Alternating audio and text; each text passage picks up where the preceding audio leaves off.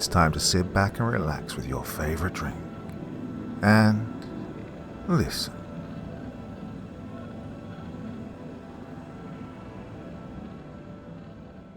The Polaris Experiment.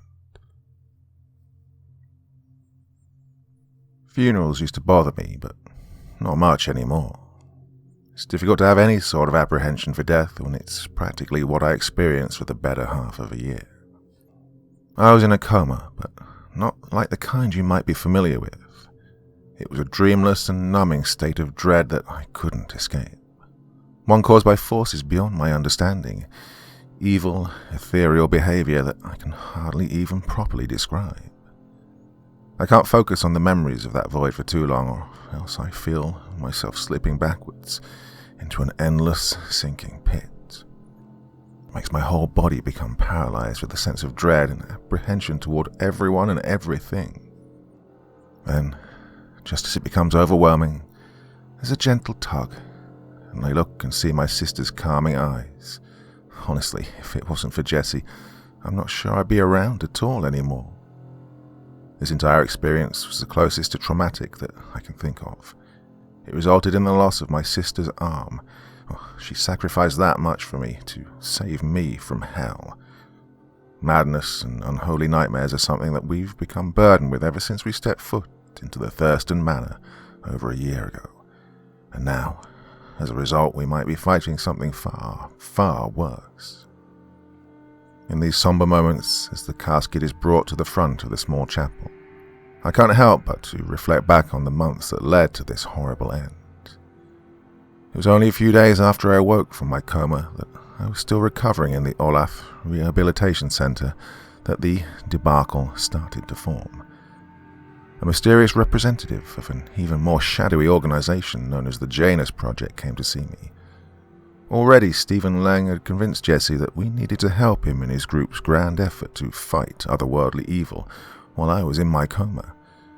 But now, he was looking to do the same for me.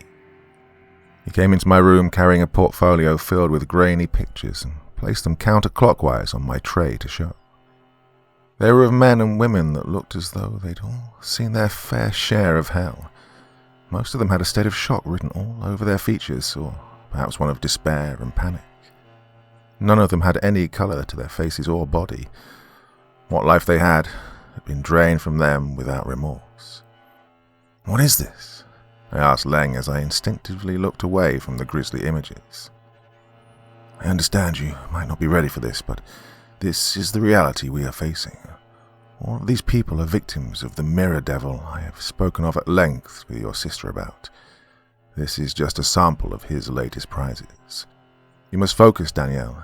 Do you recognize any of their faces?" he asked me. "What do you mean by that?"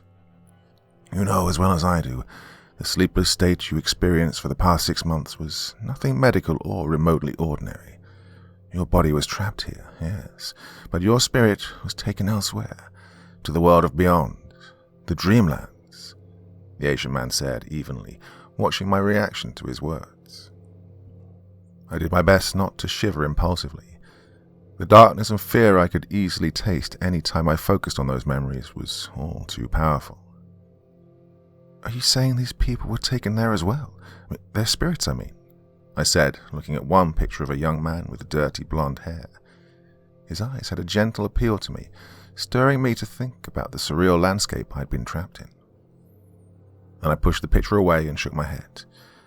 "It's no use. It's too hard for me to even try to comprehend those months in my own mind, let alone explain them to someone else. I'm sorry," I said. I was trying my hardest not to let my emotions show to him, but I could tell Lang was frustrated. "I'll come back later," he said. I didn't bother telling him it would be no use. Instead, I peered out of my hospital window toward the dreary gardens of the rehab to the rolling hills of Dunwich County. Just gazing at the green patches of grass and swirling clouds was so intoxicating and therapeutic. I could get lost in those colours so easily. My mind drifted, and I felt like I was in a trance, transported to the high slopes of the Derleth Pass miles away. I was being called there by someone, by some force, a someone from beyond, the force I had escaped from, beckoning me back. I felt a sharp tug at my hand. My vision returned to the hospital, where I found myself standing on the precipice of my own window, my toes dangling off the side as I turned in horror to see that Jessie was desperately working to get me off the ledge. I stumbled down to her and grabbed her shoulders, trying my best not to shudder. I don't know what came over me, I admitted. Her eyes showed concern and worry for me, but also resolve. Leng had sent her there to talk to me. Danny, we're never going to be free of this until we confront it. You know that, she whispered. How can we? It's beyond our comprehension, I insisted as I tried to regain control of my body. My muscles were still spasming from the blackout I just experienced. Stephen wanted me to share with you a suggested treatment we could try, together. Something that could allow us to enhance our natural abilities and hone them, and then use that to help others, she explained as she helped me back to my bed. A treatment? What do you mean? I asked. Several of the hospital staff here at Olaf are former members of the OSET research group from Clear River. They managed to escape whenever the takeover occurred a few years back. Well, anyway, Dr. Kels was working on an experimental treatment known as Polaris. I wouldn't be able to explain it properly, but, well, from what I understand, it'd allow us to be able to walk in between this world and the one you were trapped in, Jessie explained. That's out of the question, I said immediately. Danny, no, don't even try to rationalize whatever sob story they sold to you. These people want to use us as guinea pigs, nothing more. I was nearly trapped in that nightmare for the rest of my life, Jessica. And now you want to risk going back there with some theoretical experiment? Look, it's not only dangerous, it's fucking stupid. I snapped back at her. My sister lowered her eyes in defeat. But what if Leng is right, and there are others just like you, trapped there in that hell? Don't they deserve a chance to be saved too? She insisted. Trust me when I say they're too far gone. It's not our problem, I insisted. Jessie then looked at me angrily. How would you have felt if I'd said that about you? I looked away toward the window again. Jessica, I'm far gone myself. You just haven't accepted it yet. I knew she was giving me the stink eye, but I didn't give her the chance to stare me down. Instead, I stubbornly looked toward the hills, waiting for her to give up and storm out. When I was alone again, I got back into my bed and let out a weary sigh. She would never understand what I'd gone through, and I couldn't blame her for hating me. I hated myself, to be honest. But I couldn't go back there. I wouldn't.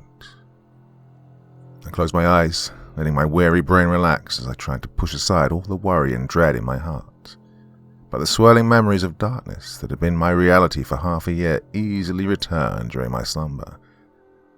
I was still in the hospital, in my bed even, but instead of bright, blinding light, I was looking through a peephole of shadows. Oh, this was far more vivid than the other terrifying dreams I'd had, and it instantly sent a chill down my spine. My body felt overwhelmed with a coldness that shook me as I stood and walked out of my room. The halls were empty, the darkness seeping from the edges of my vision absolute. Long strings of slime and blackness ebbed in and out of the floor as I heard a distant, soft cry in the night. Jessie, I called out. There was only a wail in response. I began to run, trying to find my sister. The noises were like 100 people languishing together as the shadows grew stronger. I could hardly see my feet in front of me. Then I turned the corner, and I saw hordes of children in front of me. They were turned away, looking toward another hallway that fell into darkness, endless darkness. I could feel the evil of that place in my soul, and I froze. Then the children came to me. They were without eyes or faces, just mouths filled with shark-like teeth, gnashing and chanting a single name. She comes, Nvayat, Nvayat, by blood born, by blood destroyed, she comes. The senseless words grew louder. I covered my ears to block them out, but instead only felt it shake my body more. Then, amid the children, I saw Jessica standing there. She was wrapped in a cocoon of red silk, darker than blood. She was being consumed by these hell beasts. Well, instinctively I ran to her, using my bare fingernails to try and tear apart the silky mess. It wasn't long before I noticed that the cocoon was not made of web, but skin. Jessica's skin. I was ripping apart her body. I stood back, looking at my blood-stained hands and then toward my tormented sister. What had I done? Suddenly her eyes opened and she screamed, joining the faceless children in their chant. I covered my ears again, trying to ignore it. Then I was jolted awake by one of the orderlies. They were shaking me, helping me wake up. Pulling my hands away from my head, I saw that I'd been scratching my ears, trying to tear them off. Once I was calm, the orderlies told the staff to contact the nearest physician. A few moments later, I had a visitor. "Danielle, are you all right?" Dr. Kels asked as he checked my hands and my face. I was still trying to grasp all that I'd seen, but I already knew it hadn't been a dream. It was a warning of what would come if I didn't listen to what Jessie had told me. "I need to talk to my sister," I told him, not bothering to explain much else to the older man. He nodded, checking my vitals and then leaving my room to find her. I was still shaking about 30 minutes later when there was a knock on my door. I turned expectantly, but instead of my sister, it was Leng. "Where's Jessie? I need to see her," I said. "Calm down, Danielle, please. Tell me what happened," Leng insisted. Instantly I knew something was wrong. "Where is she?" I snapped at him. "She's fine. She's in a room just a floor above you," Leng answered. "A room?" And then it hit me and I knew what had happened. "She subjected herself to your experiment, didn't she?" I asked. Leng didn't make a response at first, as he walked over to my bed and placed a hand on my shoulder before remarking, "She knew that you wouldn't agree." "Is she hurt?" I asked fearfully. Instead of responding, Leng said evenly, "First, tell me what you saw." Part 2. I struggled to open my eyes as I finally regained consciousness. What had happened in the previous 2 hours, I didn't know, but whatever place I'd awoken in, it wasn't my own bed. It was dark, almost too dark to understand my surroundings. The air hung heavy around me, warm and moist beyond reason. Beneath me, the floor felt hot, almost organic, soft and pulsating. Pearls of sweat were forming on my forehead, both from the heat and stress. "Hello?" I tried to call out, but all that emerged from my hoarse throat were mere whispers. Despite the weak sounds I produced, the words echoed bizarrely throughout the darkness. It wasn't the kind of echo one might expect from an empty room, but rather the sounds that could be heard roaming through an endless cave. It was as if the words I'd spoken had been recorded, only to be played back from an old, decaying tape cassette. "Please, is there anyone there?" I asked, a bit louder that time. The same, almost endless echo greeted me. It sent shivers down my spine, an odd sensation in such a warm place. My legs barely functioned, but with enough effort I was finally able to push myself up. The ground felt unsteady beneath my bare feet, producing a sickly, squishy sound with each step I took. The walls, too, were wet to the touch, twitching as I carefully touched them. Still, I had to lean against it to keep myself upright.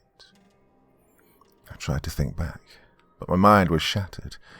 Whatever had happened prior to my awakening was a distant memory that could have happened a minute ago, or an entire century. All that remained were mere fragments of information. I remember my sister, the Janus Project, and the hospital. Still, they felt little more than foreign names and senseless information I retained through my trauma. "Danielle!" I tried to call out, desperate for anything familiar to cling on to. In response, I just got a repeating echo. With few other options, I just started to walk. It was slow at first, not only because my legs were atrophied, but because the ground was all too slippery to get a proper grasp. The liquid that covered it was thick and reeked of metal. It was a rotten, albeit familiar stench, but I couldn't accurately place it. The cave went on for miles, an eternity of wandering that never ceased. Step by step, I just kept going, leaning against the wall for support as I ventured further into the darkness. I could just barely make out the cave walls around me, though there were no lights. There was an unnatural source of illumination that guided me through. Then, as I walked, a memory hit me. It was vague, like a whisper that could be extinguished at any moment. A treatment? What do you mean?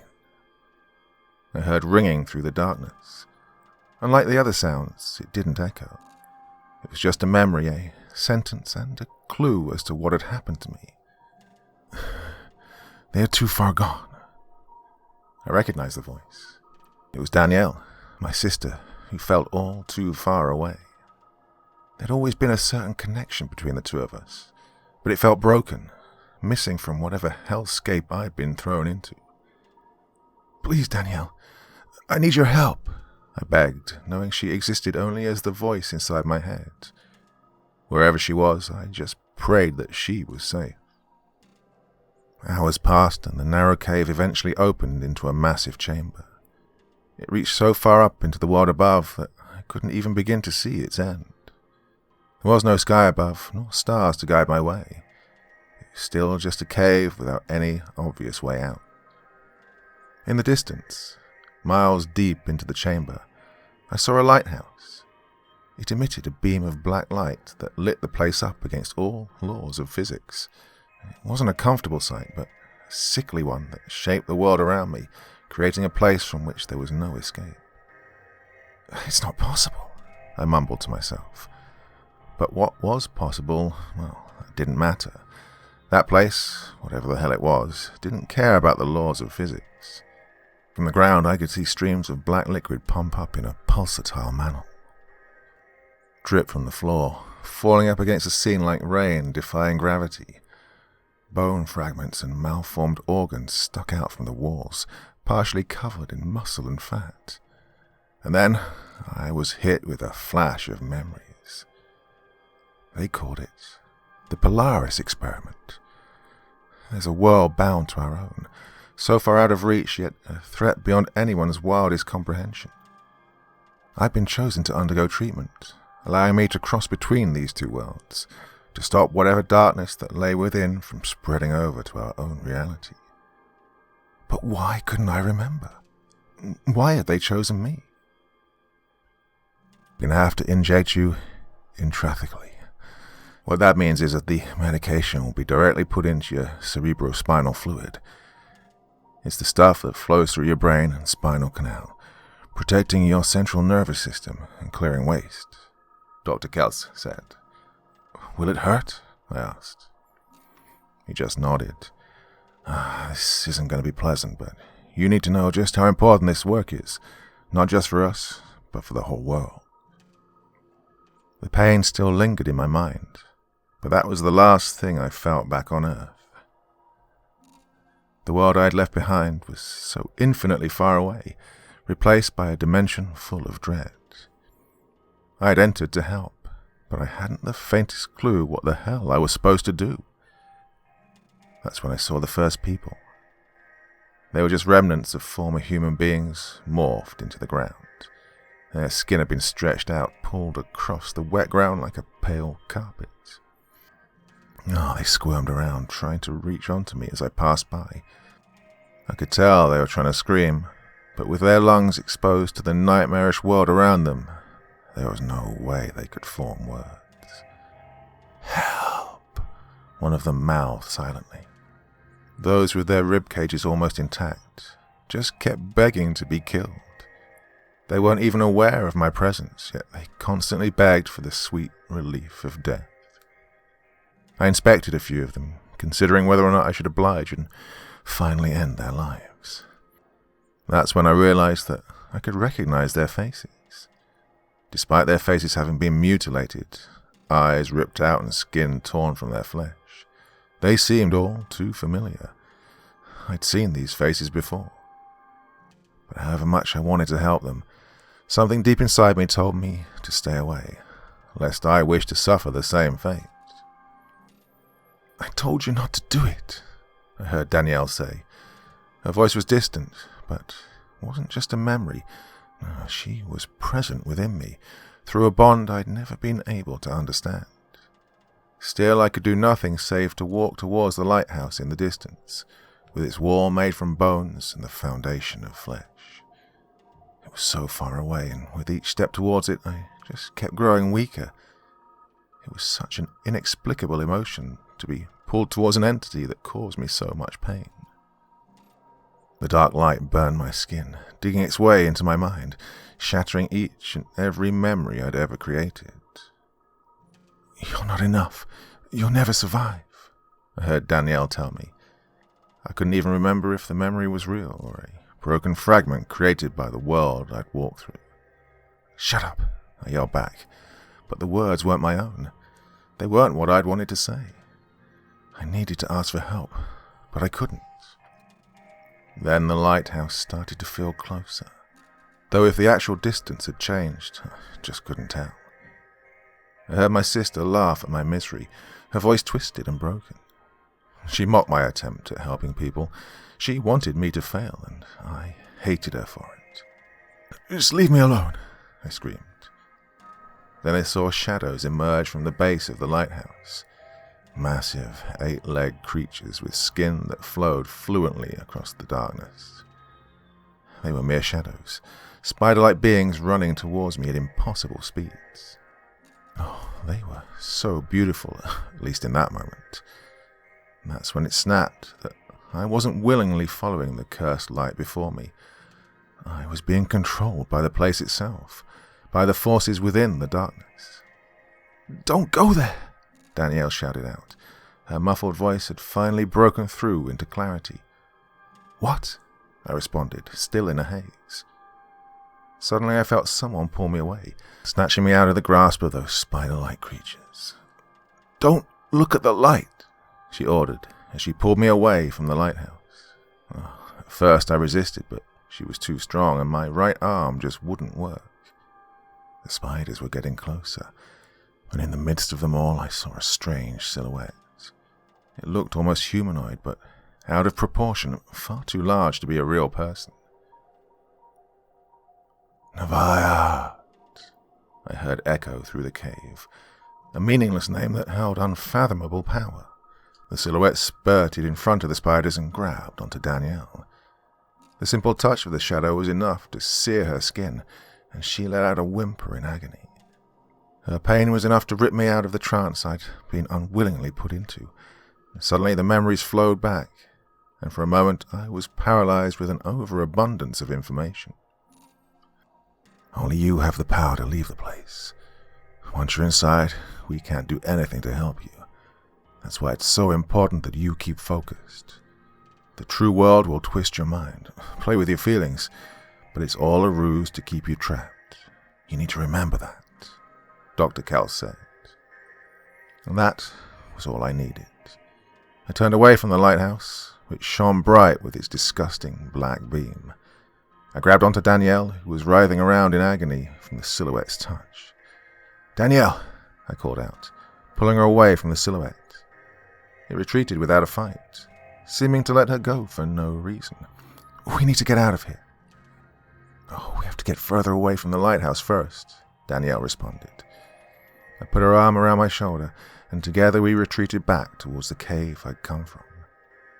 She'd saved my life, and now I had to make sure it wasn't all for nothing. The spiders were still getting closer, hundreds if not thousands of them crawling along the ground, laughing maniacally at our futile attempt to outrun them. But they weren't stopping us. They were just hunting us for game, playing with us as we desperately fought for our lives. They were just a few feet away when a light penetrated the dark world. The spiders faded away and we dove out from the nightmare, returning to the sterile walls of the hospital I'd been admitted to. "Oh my God, you're back," Dr. Kell said. I shot up in bed, stumbling a bit as I tried to push myself up with my missing right arm. Still, my main concern was Danielle, who was nowhere in sight. "Where's my sister?" was the first thing I said. The doctor smiled. "She's fine, just resting after the ordeal. How'd she get wounded?" I don't know. There was a shadow, and spiders. They almost got us," I said. I was a mess and my mind still didn't function properly. All I could think about was the lighthouse I'd seen in the mirror dimension. I knew I had to stay away, but a part of me desperately longed to get back there. I was given food and water, and with the meal I quickly started to recover. By the time day had given way to night, I was ready to visit my sister. She looked tired and had suffered a pretty severe burn to her leg, which was covered in bandages. Still, she seemed happy to see me. "I guess we're even now," she joked. I let out a chuckle. It had been a while since I'd felt safe, but I didn't regret going into that dimension. I knew how important it was, and it made me feel good. "Yeah, thanks for coming after me. I thought I could do it alone, but I was wrong," I admitted, as I felt the guilt build up in my chest. "I told you not to." She stopped dead in her tracks, her eyes fixated on the wall behind me. I turned around to check what she'd seen, but there was nothing there. But her attention still wouldn't budge, and she looked absolutely horrified. "Danielle, what's wrong?" She shook her head in confusion. "Sorry, I just thought I saw something." "What?" "It doesn't matter. It wouldn't have been possible. I just need to rest a bit. We'll talk more tomorrow, okay?" It felt odd, but I decided just to let her sleep. After what I dragged her through, I had no right to bother her. I gave her a complicated, one-armed hug and made my way back to my own room. About halfway there, I heard the distinct sound of someone sobbing. It was coming from just outside the surgical ward. Well, I was torn between ignoring it or checking it out. Maybe a family had lost someone, but well, the crying didn't sound sad. It sounded horrified, confused even. I slowly walked over and just peeked around the corner. There on the floor sat a surgeon absolutely covered in blood. A trail of it led back into the operating theatre. I let out an audible gasp, which seemed to gain his attention. "I had to do it," he sobbed. "The worms were eating her up from the inside. I had to get him out. I had to. What happened?" He just sobbed uncontrollably, ignoring my question. Instead, I just decided to follow the trail into the operating room. When I saw what he'd left behind, I almost threw up instantly. A woman lay in a prep bed, her abdomen split open down the middle and her intestines poured out onto the floor. Blood splats covered the floor, walls, and even ceiling, and it looked like there'd been a struggle. She hadn't even been sedated. And then I saw it, hanging in one of the corners, a massive, obsidian black spider creature, just like the ones that had chased us in the true world. That's when I realized that while we might have escaped the horrific place, we hadn't come back alone. Part 3. The rehab was immediately quarantined the moment we realized something was wrong. "Stephen has been on the phone all morning. Hasn't he managed to contact someone? Anyone to help us with this?" I muttered as I paced the room. Jessie was reviewing the security footage for the third time, frustrated again that what she'd seen in the surgical ward was not showing up on camera. "It was there. I saw it," she insisted. "I believe you. I do. Especially given what the doctors have been reporting on various floors. Patients are reporting all kinds of bizarre nightmares, hallucinations. I just wish I knew what it all meant," I said. Lang returned a moment later, shaking his head fearfully. "We're on our own. The contacts I had in North Haven say that this is too dangerous to expand any more manpower on. We are stretched rather thin at the moment, he admitted. I gave a short humph and remarked, "Look, if you'd been totally honest with us from the start, then we wouldn't be in this mess, would we, Lang? Just checking, but how much support do you even have from your precious organization?" "I told you already, because of the infiltration, that my resources are limited," he said. "God, that's great. Meanwhile, giant dream eaters are ravaging people's psyche like it's an all-you-can-eat buffet. So, what do we do about that?" I asked. "Danny, he's trying to help," my sister said. "Well, seems like so far the only thing that's been helpful is staying far away from him and the Janus project as possible. None of us knew what would happen with Kelsey's treatment approach, but the fact we now have these creatures here is actually a good sign," Stephen insisted. Before I got a chance to roll my eyes, he explained. "We need to have a way to connect to those that have been lost, including the former leader of my organization, Meredith Parker. She's in there somewhere, and only you two can save her." "I didn't realize we were actually agreeing to this lunacy," I said, glaring at Jessie.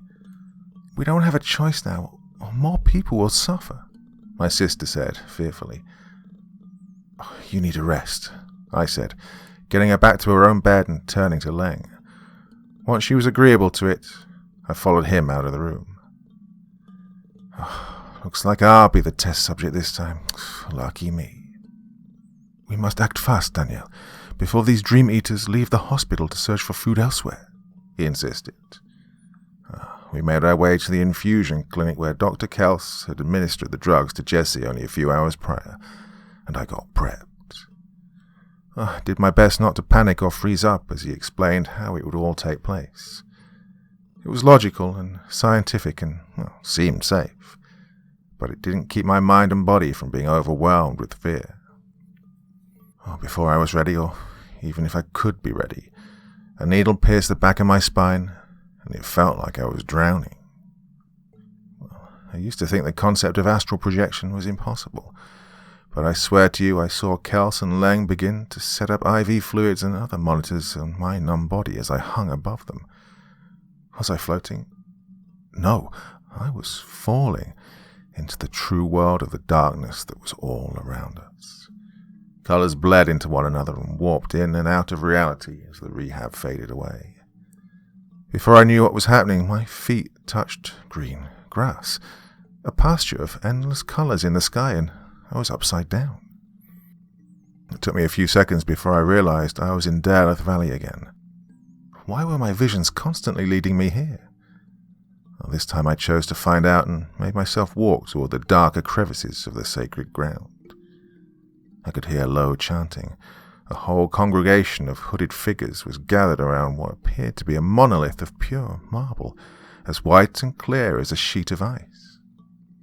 I moved towards the massive stone, recalling a similar experience my sister and I had had when we'd been at Thurston Manor. It brought back so many nightmares that even in this dark world it made my heart want to explode. The hooded figures stopped their endless supplication and turned toward me. I stopped and froze, expecting the cultists to attack, but instead one of them extended their hand toward me and spoke. It wasn't from a voice, though. It was as if my own subconscious was encouraging me to join them. "Sister of blood, your passage to beyond is writ in stone. Awaken the unholy within, and let her vessel be made manifest," my voice shouted. Well, I don't know what came over me next. I joined the throng of faithful and looked toward the monolith. Its glorious white seemed to stretch beyond the sky. I wanted it to go on forever. Then I felt my feet sink, and I looked around to see that myself and the others were melting into the very earth. On the other side was a hellscape. The cultists were now screaming, unable to stop writhing roots from piercing their body. The underbelly of the monolith was draining them of their life. "Victoria!" A scream came to my right. Instinctively I turned and I saw my sister there. But it wasn't the face I knew her to wear. This was older and weathered, a life we'd once had in the past. She pulled me out of the mire and we stood on solid ground again. "Who are you?" I asked, not daring to even fathom the truth. You know the answer. I'm the former self of the sister you now have. I've guided you for one purpose alone, to bring back your own memories. Let them bleed into the world above, sister. Let us live again, she said. How would that help? I asked. If you don't confront your own inheritance, the cycle will always repeat, the woman told me as she placed a hand on my forehead. Then I was pushed back to the world I knew. Dr. Kels was standing over me, scared and frightened by what the data revealed. This is impossible, he muttered. Tell me, what did it show? I asked as I sat up. You've gone back over 100 years. Your body shows signs of degeneration, he said, gesturing toward the scars that were now visible on my arms and torso. Every time we step into the true world, it could have this effect on us. Far worse, I realized. Oh, but the implications. Well, I thought what we'd uncovered already was miraculous, but this defies all belief. You've become a dream walker, able to move amid realities, Kels said excitedly. Well, I didn't share his enthusiasm, though, because even as I watched out of the corner of my eye, I saw different, distinct parts of the mysterious dimension ebbing in and out of the room. The voices I'd heard were now ringing in my head, and there in the hall I saw the same woman that had taken Jessica's voice, standing and waiting. Doctor, do you see that woman? I asked. Kels turned and adjusted his glasses, then attempted to use some of his equipment to get a reading on her. Oh, there's definitely an anomaly there, but I'm afraid I can't pick much up, he admitted. Victoria, take me to the vessel, the woman insisted. Well, I knew she meant Jessica. The thought of this person simply entering my sister's body as though she were a passenger made my entire body shake. My name's Danielle now, and you haven't told me what benefit will come from doing this, I argued with the spirit. Dr. Kels stepped aside, unsure of what aid he could even offer. My knowledge of Naviarat. The past shall become the future unless we break the cycle together, she pleaded. And we can do that if you become a part of Jessie, I asked.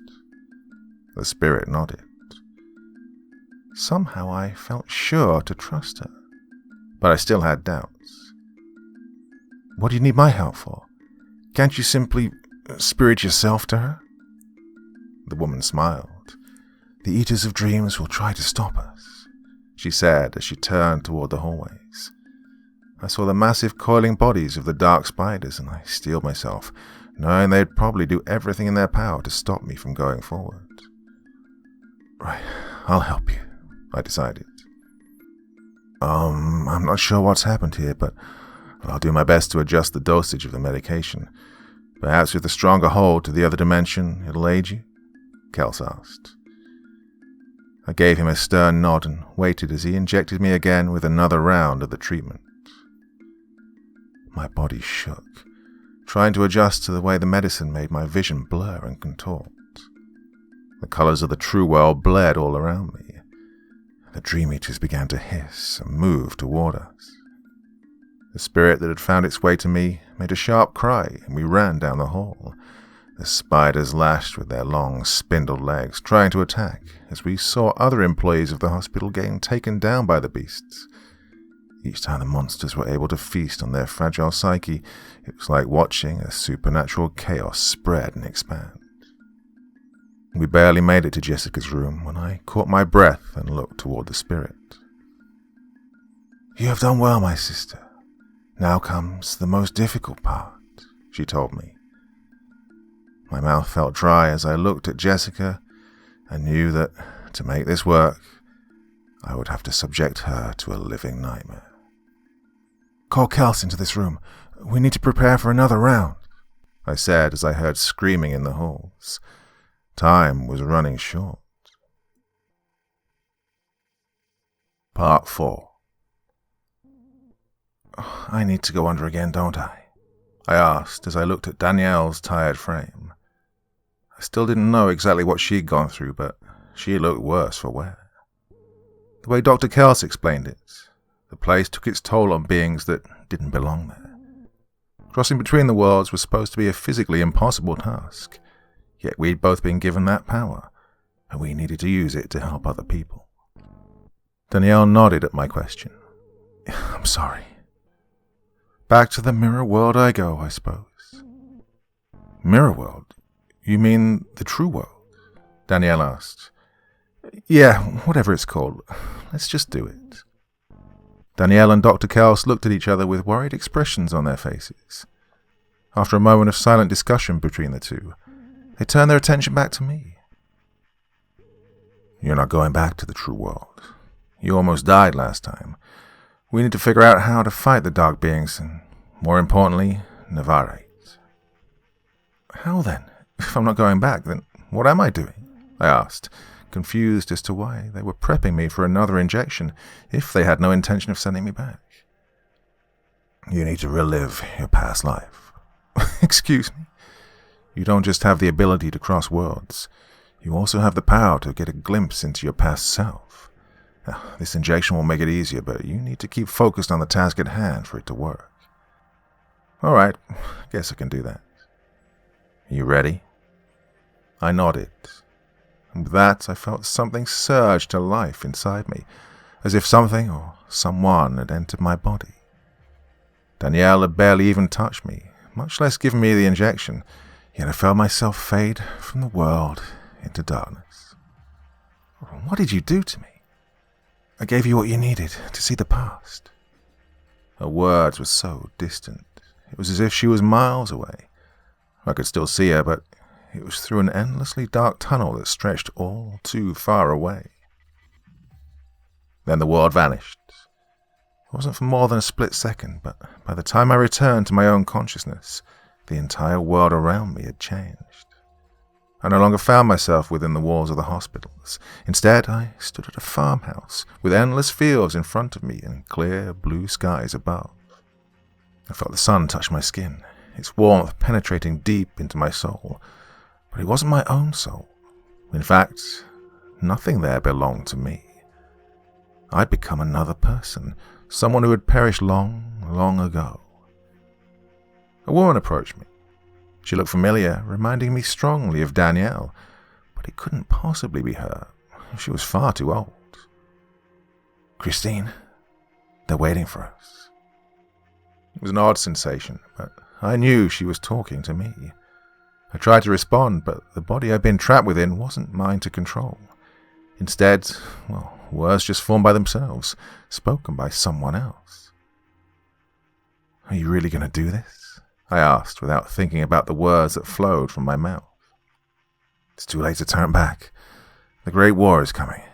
You know that better than anyone. I looked around me, trying to figure out not only where I was, but when. A newspaper lay on the porch beside me, opened up to a random page. The body I possessed picked it up, just glancing over a few of the articles, but it was enough to give me an idea as to what had happened. July 10th, 1913, it read. I picked it up and read a few of the headlines. Death Valley hits 134 degrees, the hottest place on our planet. And a smaller one that read, Tensions in Europe increase as Romania declares war on Bulgaria.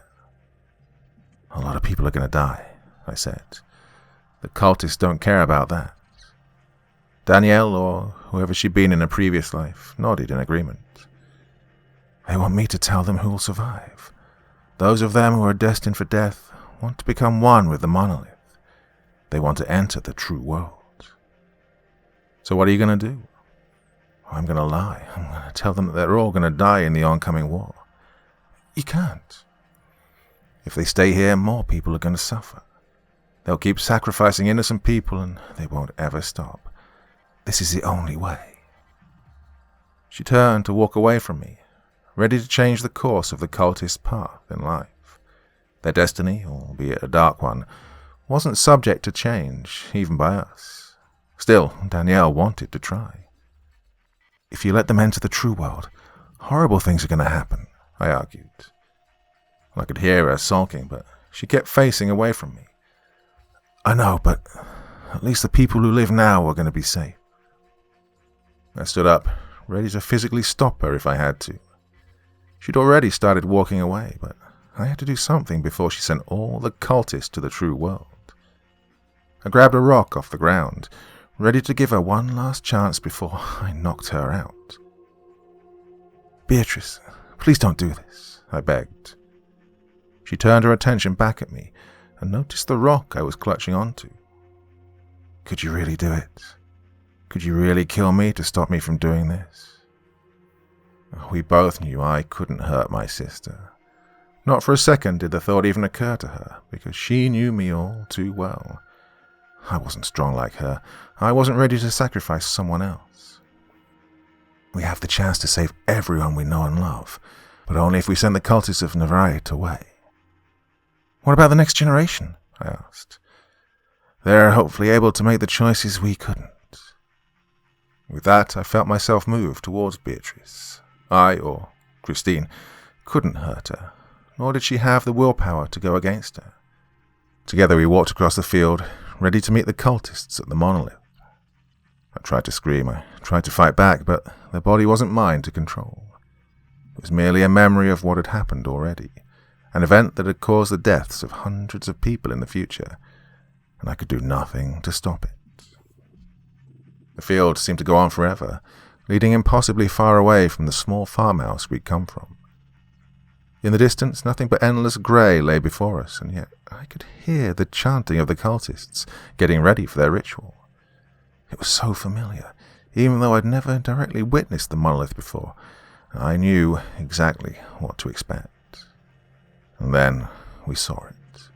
The brilliant structure that both amazed and horrified me. Within it lay true darkness. The monolith itself wasn't something just anyone could stumble upon. It was an artifact from a different dimension that only chose those it could use. In that sense, it was sentient, or at least controlled by a powerful being beyond even my own comprehension.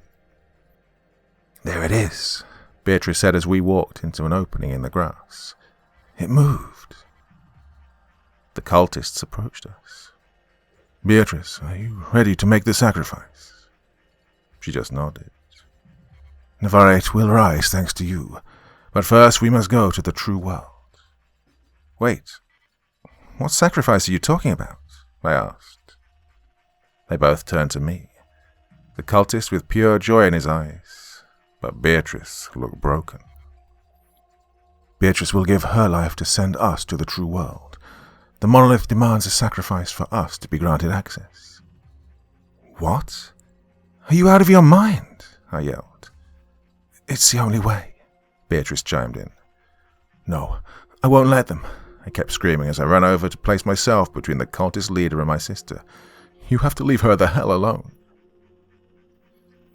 Well, the commotion had alerted the other cultists. Some of them stopped their chant, breaking off to surround me. I was hopelessly outnumbered. They rushed over and dragged me away, holding on to me as Beatrice looked over with pity in her eyes. She wasn't afraid for herself. She was only heartbroken because of what she knew I'd shortly be forced to witness. No, please, let her go. Take me instead. They laughed at my helpless screaming. A bargain had already been made, and Beatrice was fully intent on going through with it. They led her over to the monolith, and she reached out her hand to touch it. No sooner had her bare skin touched the smooth stone before it started growing out and enveloping around her. The monolith formed tendrils that fused with her skin, constricting around her chest to the point where she couldn't breathe anymore. No, I yelled. It'll be all right, Christine. You'll know what to do, but this isn't the time. Beatrice managed to cough out, as her ribs were crushed beneath the force of the monolith. At that point, one of the cultists walked up with a knife that looked to be made from the same material as the monolith. He swiftly slit Beatrice's throat, and blood poured out, appearing to be swallowed up by the surface of the monolith. I cried as I watched my sister bleed out. It would only be a minute before she died, and by then she'd been fully consumed. Then they were all gone. I just fell to the ground, The cultists had vanished into thin air, erased from Earth in favor of the true world. Still, I just lay there on the cold ground and cried from the loss. A part of me had been killed along with my sister, and I'd never felt so utterly alone. At the time, I started to forget that it wasn't my own body, nor my own life. I was trapped inside Christine, living through the hardest moment of her life. Then, the ground beneath my feet vanished, and I could feel nothing but rage and hatred, all accompanied with the will to destroy the monolith. Years passed in a blur, a fact I only noticed when I saw Christine's reflection in a window pane. She looked tired, starved from years of war. It was 1919. The Great War had ended with 20 million deaths, and the Spanish flu had claimed 50 million more. The horrors had broken her, but still she remained firmly planted in the idea of destroying the monolith. We walked through the fields once more, but that time they were barren, destroyed by war and disease, left without people to maintain them. But Christine didn't care. She just needed to find the monolith. She gathered explosives, remnants of the bygone war. With her, she had a few veterans, ready to aid her in her mission to stop Navarrete. Then we arrived, and the monolith was gone, replaced by a massive crater that hadn't been formed by a bomb. It just wasn't there. Christine yelled in anger, and the soldiers scattered to search for the missing artifact. She'd planned for years, gathering enough explosives, waiting through a war and a pandemic, just to return, but it was all for naught. With that, my body disconnected with hers, and I found myself back in the hospital, screaming just like Christine had. Danielle and the doctors had to hold me down to prevent me from hurting myself. "Jessica, you're safe. Calm down," Danielle yelled. When I finally regained my senses, I was exhausted. I could hardly form a single sentence. I know what we have to do," I said out of breath. "We need to destroy the monolith." Part 5. The monoliths, gateways to the true world, and you're saying one of them's close by? It infuriated me no end that this was all Stephen Lang cared about. Not the safety of my sister, or the fact that all our lives were in danger from supernatural forces beyond our universe. All he was concerned about was this scientific discovery and its implications on how we could use this to experiment on me and my sister. It could be, maybe. Well, Derleth Valley is where I think it might appear soon. In the visions of the true world that I've seen, that's where it often takes me and Danielle, my sister told him eagerly. It disgusted me even more that she was so willing to offer to help him, risking her life again for this strange crusade. I don't think we should be gallivanting across the countryside for some supposed giant rock. Our situation here is far more dire, I commented. Surprisingly, Lang agreed with me. Yeah, we do not know how powerful the influence of the Dream Eaters is, but one thing is for certain. They haven't left this hospital. It is the only advantage we have, so let's figure out how to stop them and worry about the gateway later, he said. Jessica was about to make a response when we heard another loud shriek from the halls. The spiders were finding more willing prey in the behavioral health ward, and each time Jessica and I went on the hunt, there would be more of them. My mind was racing to think of a way to put a stop to the creatures, and then I thought of our gift, the one that allowed us to travel between dimensions. Could this be the way for us to trick these monsters? Mr. Lang, give us one more chance to go into the true world. Perhaps we can destroy the monolith from inside the other dimension. Perhaps that will eliminate the threat here, I told him boldly. Truthfully, I did not want to go back. But this time it was going to be different. It had to be. We can go together this time. Jessica and I can go into the true world and find a way to destroy it together. It's the only way, I said, grabbing my sister's hand. Lang looked at us both, surprised that we had the courage to face such unspeakable evil. But we were out of options. The Dream Eaters would take away everything if we didn't act soon. I'll inform Dr. Kells. When we were alone, Jessica looked at me worriedly. I knew what she was thinking. We may not come back this time. It could suck us in when the gate closes. Are you sure you want to be trapped in that dark hell again? She asked. Her lips were trembling. It took all the strength I had not to shudder and burst into tears. To be in that same nightmare, this time with the possibility of never escaping. It was the most dreadful thought imaginable to me. But I stifled a smile and held her hand. I looked over toward her amputated arm and tried to not imagine her losing more of herself just because we were going back to this hellscape. We could lose our very lives, but I knew my sister would go anyway, even if I objected. It was better for us to do it together, even if it was all for nothing. Half an hour later, we were taken to an isolated chamber. The monsters from beyond hadn't managed to reach this area of the ward yet, but our time was running short. Already 13 people had been driven insane by these monsters, and if Dr. Kells was any indication, he too was suffering from nightmarish hallucinations caused by the temporal spiders. His hands were shaky, and it took him longer than usual to set everything up. He kept looking in the corners, as though he thought the room was closing in on us. It made me nervous to imagine that he would be administering the drugs to us. Could we get a few nurses to assist? I asked, trying not to offend him. Lang had finally gotten a few friends from a nearby prison to stop by and offer assistance in security, but honestly, I'm not sure it helped much. As the machinery was moved into the room to keep us protected, the soldiers began to act strangely as well. The spiders were moving in and out of the walls. They were melding with the soldiers' bodies. At first I wasn't sure if it was the heightened drugs I'd been given or something supernatural, but a few moments later, the reality was evident. The Dream Eaters were using their reality splicing abilities to move in and out of these men, cutting them like Swiss cheese. Then my vision blurred again, and instead I saw the men were turning their weapons on each other, riddling each other with bullets. They were hardly able to protect themselves, let alone anyone else. Kels and the staff scrambled to close the doors, but I failed to see the point. These nightmares could move in between dimensions, and destroy us using our own fears. It was pointless. Our only hope was to get back to the true world. I turned to Jessica, and we didn't even have to speak to one another.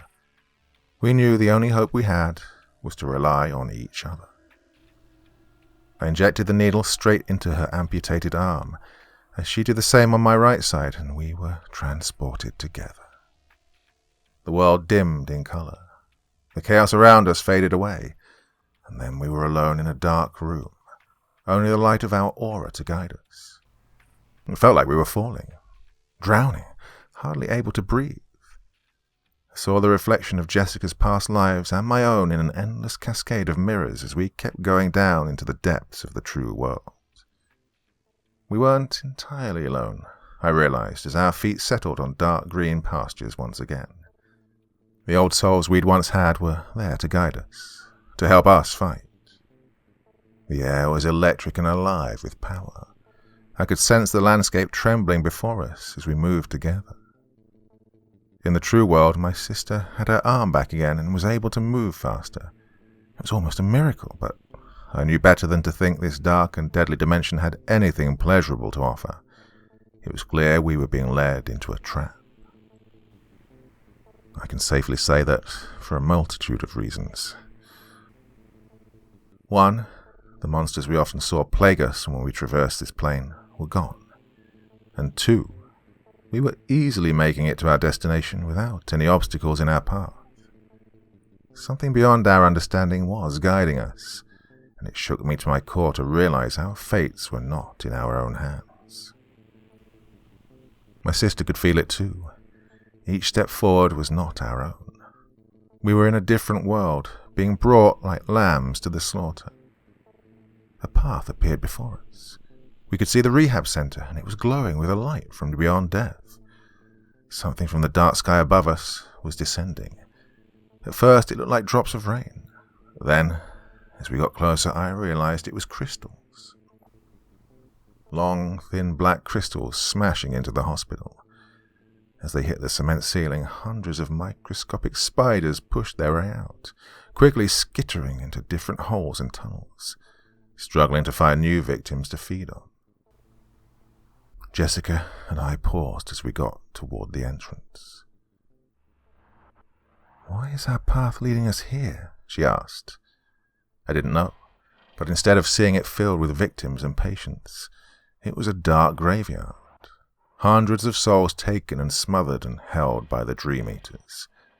Their goal was not even something we could comprehend. Was it just to stir our understanding? To communicate? Were they even hostile? Who could say? The door opened to the clinic and a rush of stiff, cold air came towards us. And then a voice, beckoning us to step in. "Vessels, Nyarvet, enter the womb," it said in a low shriek. It was a dozen different voices, all speaking the same cry, urging us to come forward. The walls and floors were covered in the spiders. They slowly trickled out of the way as we made our way to the main auditorium. There were so many of them, thousands, maybe millions. And then Jessica and I saw them begin to converge towards the center of the room, merging into a single, terrifying being. "Children, spirits of the Isthos, do you come here to destroy or to serve?" the voice asked. I could feel the power inside me beginning to wane. We were losing our connection. Flashes of the real clinic came in and out of my vision. I saw Leng and the others desperately trying to hold back the Dream Eaters with fire throwers and military rifles.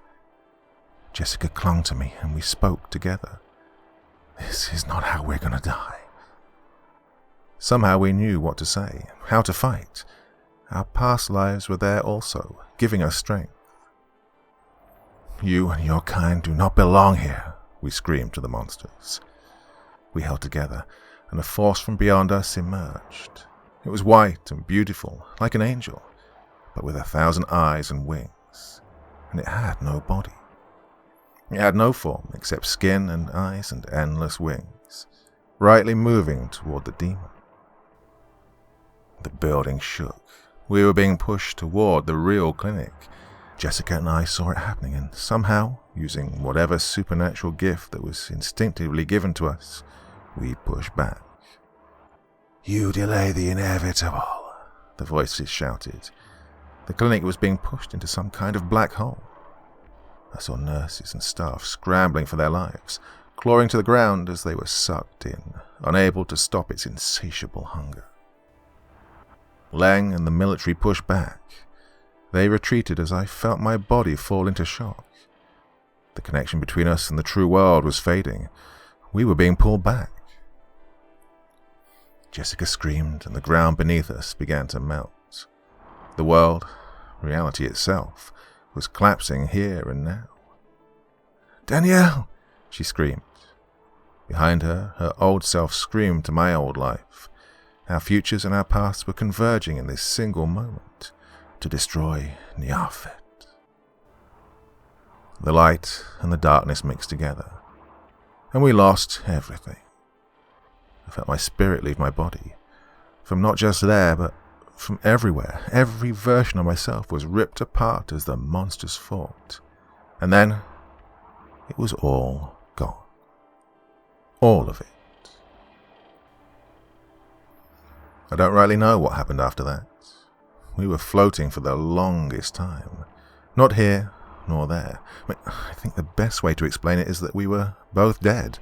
Our bodies were gone. Our spirits lost in the void. And then we were back, in a clean room being monitored by Dr. Kels and several other men I didn't recognize. I could hardly feel my body or understand my surroundings. It was like coming up from drowning again. The constant hum of the void, the Dream Eaters, the endless possibilities of evil around us. It was always there. But now we were here. "Daniel, Jessica," a voice said through an intercom. It sounded familiar. "Stephen," I asked in a whisper. It didn't sound like my voice. I looked down at my hands. My skin looked different. My body felt different. This is going to be a lot to take in, Lang said through the intercom. The date is now September 2020. Jessica and I were dead for almost half a year. And in that time, what was left of Stephen Lang and the Janus Project, well, that's now dead. They've lost the support from the military. They have nothing except the warrants for their arrests. Yes, they were blamed for the losses at the clinic. 113 people died that day, and the others have yet to be found. The entire clinic was destroyed, and the radical experiments of Dr. Kels were blamed. Thanks to that same doctor, though, they found a way to bring us back from the void, to be able to be placed into fresh bodies. Now, according to Lang, they were found in the Dunwich Cemetery, under the same gravestones as our ancestors.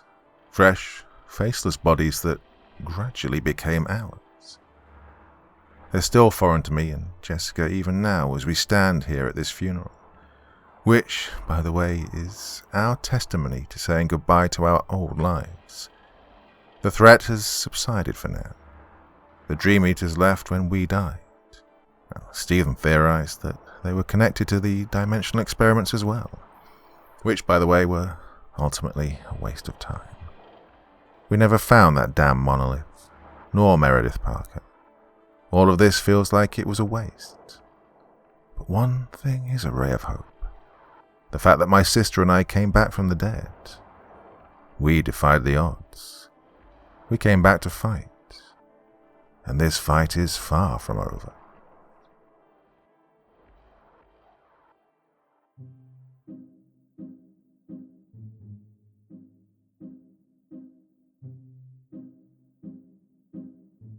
Wow, what a weird and wonderful tale that one was. What did you think of that? From two fantastic authors, Colourblindness and Mr. Richard Saxon, working together, sharing the chapters between them. Thought it was extremely effective, and I really enjoyed reading that one to you.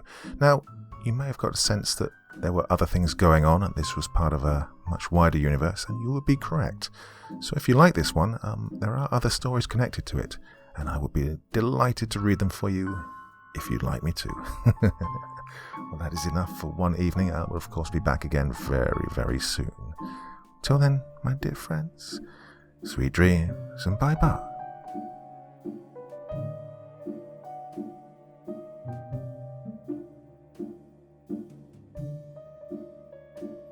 Thank you so much for taking the time to listen to this story today. It really means a lot to me and to the author of the story, of course. Well, if you want to know more about me, I'm pretty much everywhere on social media. You can find me on Facebook, Twitter, Instagram. You can download my music on SoundCloud. I've got a Patreon if you feel like. Throw me $1 or $2. Very much appreciated. And of course, on Reddit, I have a place where you can leave stories if you want me to read one that you've written. Well, hoping to see you all again very soon. Till then, sweet dreams. Bye-bye.